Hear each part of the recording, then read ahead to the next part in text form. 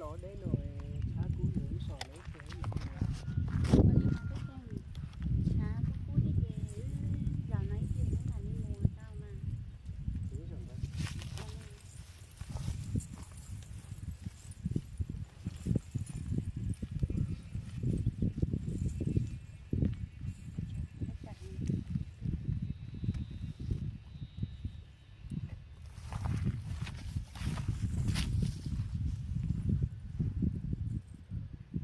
Con chuột chập một cái cú đeo nó thấy tới nâng kê lòng người sẽ sát có không?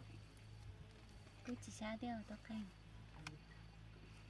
cành con đấy bớt xá to Chỉ sát liền con chuột tí một con rồi vừa kê thì chỉ sát liền. đó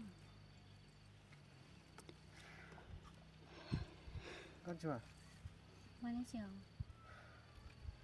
thì mỗi con lúc cả trời cũng như con không được không?